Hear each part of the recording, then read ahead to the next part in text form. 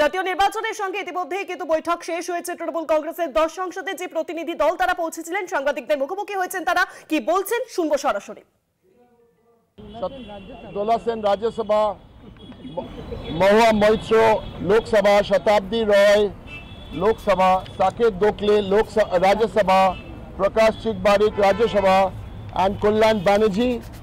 My colleague Kullan has just gone to the Supreme Court. He just left. That's why he's not here for the presser. So 10 and Pratima Mondal right up in the front, Lok Sabha. So the meeting lasted for about 2 hours. Fact number 1. 10 MPs from the All India Trinamool Congress met with the Chief Election Commissioner, Mr. Kumar, and his team. Number 1, we first handed over to him a list of almost 40 dead because of the SIR process, giving all the details. My colleague, Ms. Shatabdi Roy, handed over that list to him, and we started the meeting by telling him that Mr. Kumar and the Election Commission of India have blood on their hands. Number 2, we raised 5 questions. 1, 2, 3, 4, 5. On behalf of the All India Trinamool Congress, Chairperson and the Chief of our Parliamentary Party, Ms. Mamata Banerjee, and our National General Secretary, Abhishek Banerjee, Lok Sabha MP and AITC leader, and we raised those 5 questions. After that, Kullan Banerjee and Mahua Moitro and Mamata Thakur spoke and shared whatever they had to share in about 40 minutes.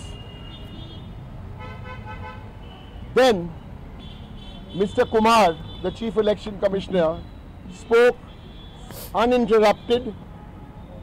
They did not interrupt us, to be fair. We did not interrupt them. He spoke for 1 hour almost.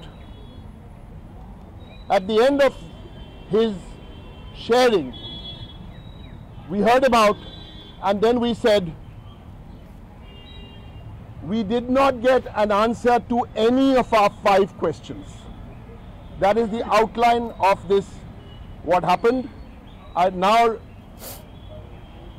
would like to introduce you already know them.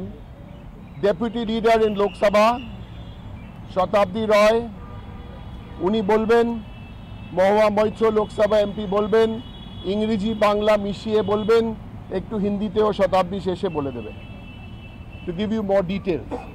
Here we go. সবাইকে thank you.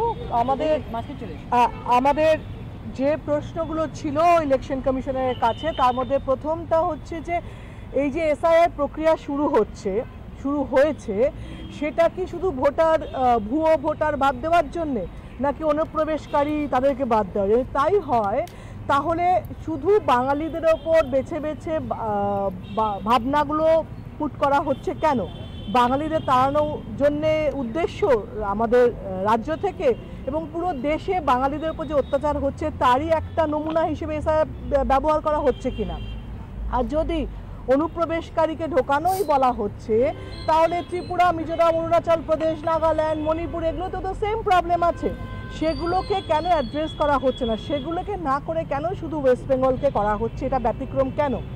Second প্রশ্ন ছিল যে আমাদের নির্বাচন commission যে উদ্বেগ প্রকাশ করছে যে এরা ভোটার নয়, বা এরা জাল ভোটার, বা এরা আমাদের সিটিজেন নয়, তাহলে এই লোকগুলোর ভোটের ওপরেই তো আমাদের আগের ইলেকশনগুলো হয়েছে, যাতে আমরা নির্বাচিত হয়েছি, যাতে সরকার নির্বাচিত হয়েছে, যাতে এমপি এমএলএ পঞ্চায়েত নির্বাচিত হয়েছে। তাদের কি ভ্যালু? তবে তাদের তো কোনো ভ্যালু নেই। তাহলে এরা যদি ভ্যালিড না হয় তাহলে আমরাও ভ্যালিড নই, সরকারও, সেন্ট্রাল গভর্নমেন্টও ভ্যালিড নয়, মোদী সরকারের এত কথাও ভ্যালিড নয়। থার্ড হচ্ছে যেখানে যেখানে এসআইআর করা হয়েছে সেখানে বহু জায়গায় আমরা লিস্ট দিয়ে এসেছি, 39 জন ছিল। আমরা ওখানে কথা বলতে বলতে আরেকজন খড়গ্রামের আরেকটি রিপোর্ট এলো যে মারা গেছে বিএলও। তার যে টর্চার ইনফ্যাক্ট হচ্ছে তার উপরে, কাজের উপরে বলা হচ্ছে এই কটা বাড়ি যাও, এই কটা ফিল আপ করো, তা হচ্ছে না। তাদের আপলোডিংয়ের জন্যে, নেটের প্রবলেমের জন্যে, ডিজিটাল ইন্ডিয়ার পরেও এক এক জায়গায় 1 ঘন্টা করে নেট থাকছে না, আপলোড করতে পারছে না। তো সেই জায়গা থেকে তাদের পরিবারকে কিভাবে করা হবে, তার কি দায় ইলেকশন কমিশন নেবে কি নেবে না, নিচ্ছে কি নিচ্ছে না। তৃণমূল কংগ্রেস এসআইআর প্রক্রিয়ায় যে নিরপেক্ষতা দাবি করছে, সে নির্বাচন কমিশন আমাদের কোনো যে আমরা যে কমপ্লেন করছি তাতে কি স্টেপ নিচ্ছে, তাতে কি স্টেপ নেওয়া হচ্ছে। যারা বিজেপিরা আসছে তারা বলছে, তাদেরকে বলা হচ্ছে, কিন্তু আমাদের ক্ষেত্রে আমাদের কমপ্লেনে কি উত্তর তারা দিচ্ছে জানা খুব জরুরি।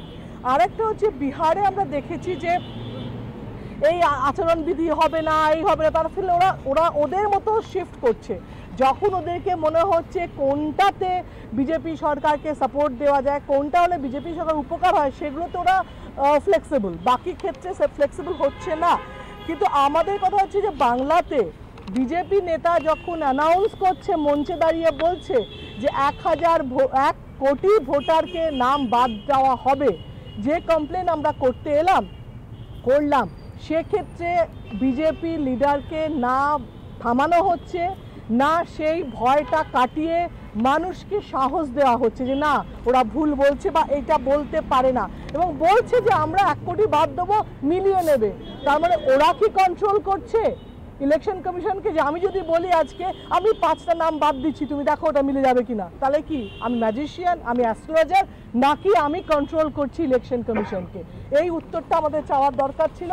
যে 5টা প্রশ্ন আমাদের দল থেকে করা হয়েছিল, অভিষেক বন্দ্যোপাধ্যায়, মমতা বন্দ্যোপাধ্যায় করেছিল, তার কোনো উত্তর ছিল না। আমরা অনেক বড় গল্প শুনেছি, অনেক বড় গল্প শুনে এসেছি, যেগুলোর সঙ্গে উত্তরের কোনো মিল নেই।